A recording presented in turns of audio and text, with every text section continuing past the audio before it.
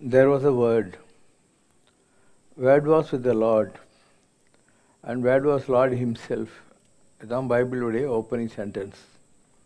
முதலில் வார்த்தை இருந்தது, வார்த்தை ஆண்டவனோடு இருந்தது, வார்த்தை ஆண்டவனாகவே இருந்தது, ஆண்டவனோடு இருந்தது, ஆண்டவனாகவே இருந்தது.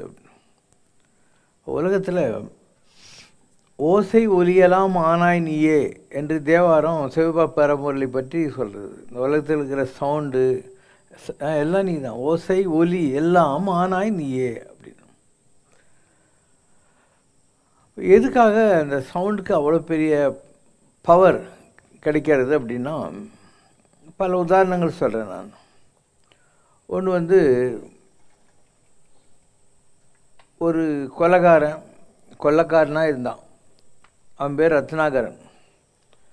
அவங்ககிட்ட ரிஷி போகிறாரு. போய் ஏம்பா இதெல்லாம் பண்ணுற, எனக்கு இதுதான் தொழில், இதை வச்சு தான் நான் குடும்பம் நடத்துகிறேன். இது பாவம் இல்லையா? என்ன பாவம் இருக்குன்னு, உன் குடும்பத்தில் இருக்கிறவங்கலாம் இதில் பங்கு வாங்கிக்குவாங்களா அப்படின்னா, வயநாட்டம் போய் கேட்டுன்னு வாணும். அவன் ஒய்ஃபு பிள்ளைங்கள்லாம் சொன்னாங்க, நீ எங்களுக்கு சோறு போடுறது உன் டியூட்டி, இந்த பாவத்திலலாம் நாங்கள் பங்கு வாங்க முடியாதுன்னு சொல்லிட்டாங்க. அவங்க போய் கேம் பேக் நீங்கள் சொன்னது தான் கரெக்டு, அவங்க நான் என்ன தப்பு பண்ணி சம்பாதிச்சாலும் அதை வச்சு அவங்க ஜாலியாக இருக்கணுங்கிறாங்க, என் பாவத்தில் பங்கு வாங்க மாட்டேன்றாங்க அப்படின்னு சொன்ன உடனே, இப்போ நான் என்ன பண்ணணும், வாட் ஷுட் ஐ டூ அப்படின்னு. அதுக்கு அவர் சொன்னார், ராமான்னு சொல்லு அப்படின்னு. இப்போ காட்டில் கொள்ளடிச்சு இருந்த ஒருத்தன், இவனுக்கு போய் ராமா எங்கே வரும்? நீங்களாம் சொல்லுவீங்களே, தர்பையை போட்டு வாயில் வச்சா கூட எனக்கு வரல. அப்போது அந்த ரிஷி சொன்னார், எதிரில் என்ன இருக்கு அப்படின்னாரு. மரம் அப்படின்னா, அதையாவது சொல்கிறா அப்படின்னா. ராம ஆகிப்போச்சு. மரா சொல்லி ராம ஆகிப்போச்சு. அவன் தலைக்கு மேலே அப்படியே ஒரு புத்து முளைச்சிச்சு. அவன் தாடி முளைச்சி வால்மீகி ரிஷி ஆகிட்டான். ரத்னாகரனாக இருந்தவன் அவன் தான் 2 அன்றில் பறவைகளுடைய சோகத்தை பார்த்து ராமாயண மகாகாவியத்தை தன் தீர்க்க திருஷ்டத்தில் பார்த்து எழுதுனது. அப்புறம் தான் அது வந்தது.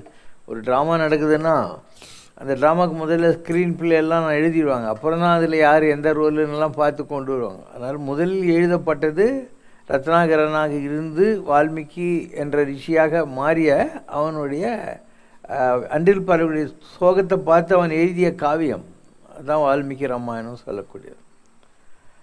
அப்போ ஏன் மரான்னு சொன்னால் கூட இல்லையா, மரா அப்படின்னு தானே அவன் சொன்னான், மரா.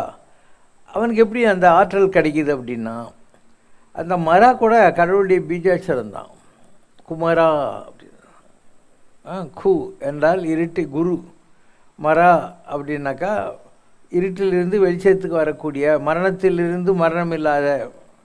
கிறிஸ்டியன் சர்ச்சில் காடுக்கு பேரே மாரநாதர் அப்படின்வாங்க. அதாவது மரணத்திலிருந்து உன்னை காப்பாற்றக்கூடியவர், ரட்சிக்கக்கூடியவர்னு அர்த்தம்.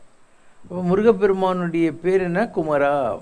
அதனால் அவன் மரா சொன்னான், அதில் கு இருக்கு இல்லையா, அதனால் குமரா அப்படின்னு வந்துச்சு.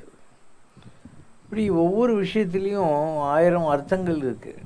ஆனால் இந்த உலகத்தில் எந்த சவுண்டாக இருந்தாலும் சரி, இப்போ யாரோ ஒரு ரோட்டில் போயிட்டுருக்காங்க, அவனுக்கு உனக்கு எந்த சம்மந்தம் கிடையாது.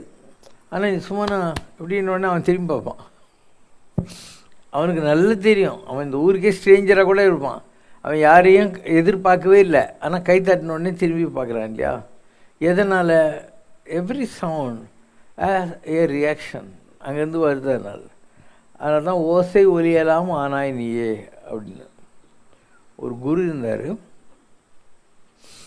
அந்த குரு ஆசிரமத்தை விட்டு ஒரு 4 நாள் வெளியூர் போயிருந்தார். அப்போ ஒருத்தன் ஓடி வந்தான், குரு இருக்காரான்னு. இல்லையப்பா அப்படின்னா, என் குழந்தை சாக கிடக்கிறான், நீங்கள் தயவுசெய்து ஏதாவது ஒரு உபாயம் பண்ணுங்கள், என் பையனை காப்பாற்றணும் அப்படின்னு. இவருக்கு என்ன பண்ணுறதுன்னு தெரியல. இவர் என்ன பண்ணார், ஒரு சீட்டு எடுத்து அதில் ராமா அப்படின்னு எழுதி அவன் கையில் கொடுத்தாரு. இதை தண்ணியில் கலக்கி கொடுத்துருன்னு கம்பவுண்டர் டாக்டர்லாம் சொல்ல மாட்டேன். அவன் 3 நாள் கழித்து நல்லா பழம் பூ எல்லாத்தையும் எடுத்துன்னு வந்தான். குரு வந்துட்டார். அப்போ குருக்கிட்ட, உங்கள் சிஷ்யன் தான் என் குழந்தையோட உயிரை காப்பாற்றினார் அப்படின்னு. சிஷ்யனை கூப்பிட்டு, என்னப்பா பண்ண அப்படின்னாரு. ஒன்றும் இல்லை, ராமான்னு ஒரு தடவை எழுதி கொடுத்தேன் ஒரு பேப்பரில், அவ்வளோதான் அப்படின்னா. குரு கோபம் வந்துச்சு, நீ எவ்வளோ பெரிய தப்பு பண்ணிட்ட அப்படின்னு. இவனுக்கு ஒன்றுமே புரியல. ஏதோ குரு நம்மளுக்கு இந்த பாயத்தில் 2 எடுத்து கொடுக்க போகிறாரு, ஒரு நாள் எனக்கு நல்ல பேருன்னு சொல்லிட்டுன்னு நினச்சான். ஒரு நாள் எனக்கு கெட்ட பேர், ஒன்று யார் இந்த மாதிரி அப்யூஸ் பண்ண சொன்னது அப்படின்னு. நான் என்ன தப்பு பண்ணேங்கிறான். ஆஃப்டர் ஆல் ஒரு குழந்தைக்கு உடம்பு சரியில்லை, அதை நல்லா பண்ணுறதுக்காக நீ ஒரு ராமநாமத்தை வேஸ்ட் பண்ணிட்ட. மனசுக்குள்ளே ராமரை நினச்சிக்கிட்டு அந்த குழந்தை நல்லா ஆகணும்னு சொல்லியிருந்தாவே குழந்தை நல்லா இருக்குமே, இதுக்கு எதுக்கு ஒரு தடவை வேஸ்ட் பண்ணிட்டேன்னு. சிஷனுக்கு ஒன்றும் புரியவே இல்லை. அப்போ என்ன சொல்கிறாரு, ஆசிரமத்துலேருந்து ஒரு மணி எடுத்து அவங்ககிட்ட கொடுக்குறாரு. இதை எடுத்துன்னு எல்லாருக்கிட்டையும் போய் விலை கேட்கணும், ஆனால் யாருக்கும் விற்றுறக்கூடாது அப்படின்னு. நேராக ஒரு பொட்டி கடைக்காரங்கிட்ட போனான். அவன் என்கிட்ட ஒரு இடக்கல் குறையுது பட்டுன்னுவாங்க அதை, அதனால் ஒரு 5 ரூபாய்க்கு வாங்கிக்கிறேன் நான். இன்னொருத்தங்கிட்ட போனான், அவன் 50 ரூபா சொன்னான், 100 ரூபா சொன்னான். இப்படியே போயின்னே இருந்துச்சு விலை. கடைசியில் ராஜாவினுடைய பொற்கொல்லன்கிட்ட போனோடனே அவன் 1 கோடி ரூபா கொடுத்துடலாம், இதுக்கு ராஜ்யத்துக்கு ரொம்ப நல்லது இந்த மணி இருந்தா அப்படின்னு. அங்கே பிடிச்ச ஓட்ட ஓடியாந்தான். ஓடியாந்து என்னன்னு புரியல, 5 ரூபாயிலேருந்து 1 கோடி ரூபா வரைக்கும் விலை சொல்கிறானுங்க எல்லாரும் அப்படின்னு. நிஜமாகவே இது என்ன அப்படின்னு கேட்குறான். அவர் சொல்கிறாரு, நம்ம ஆசிரமத்தில் இருக்கிற இரும்பு இந்த மாதிரி துக்கெல்லாம் இருக்கு இல்லையா, ஆல் ஸ்க்ராப்பு எல்லாத்தையும் கொண்டாந்து இங்கே குளிச்சிரு அப்படின்னு. அவன் கொண்டாந்து குளிச்சிட்டோம். இவர் அவன் கையில் இந்த கல் வாங்கி இப்படின்னாரு, எல்லாம் கோல்ட் ஆயிடுச்சு.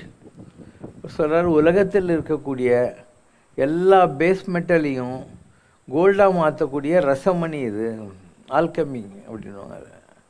அப்போ இதுக்கு என்ன வேல்யூ சொல்லுவேன்? உலகத்தில் எல்லா இருமையும் கொண்டாந்து போட அதெல்லாம் தங்கமாக மாற்றிட முடியும்.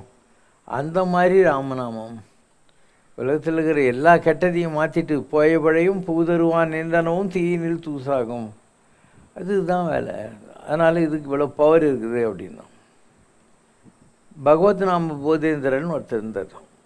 அவர் ஒரு காலத்தில் சங்கராச்சாரியார் இருந்து இந்த மடாதிபத்தியெல்லாம் நமக்கு வேணாம் அப்படின்னு சொல்லி போனவர். அவர் ராமநாமத்தை தான் ஜபம் பண்ணுறார்.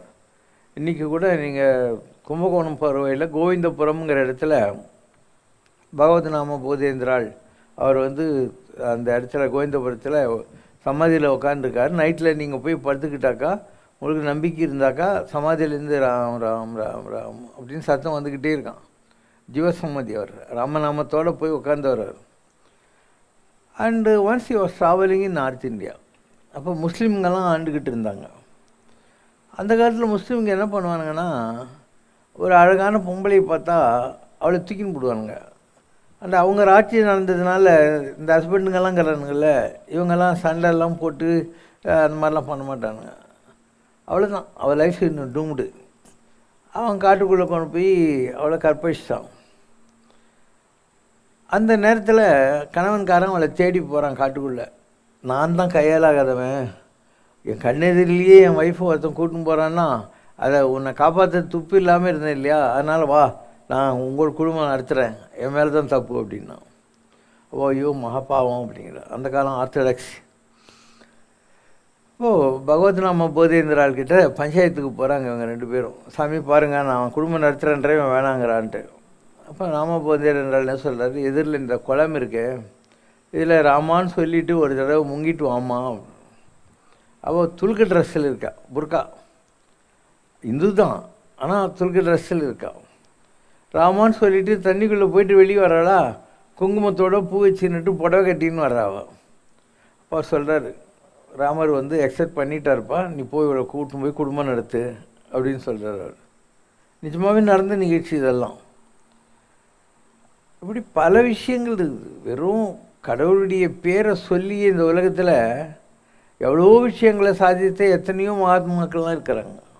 அதான் இந்த நாமத்துக்குள்ள மகிமை.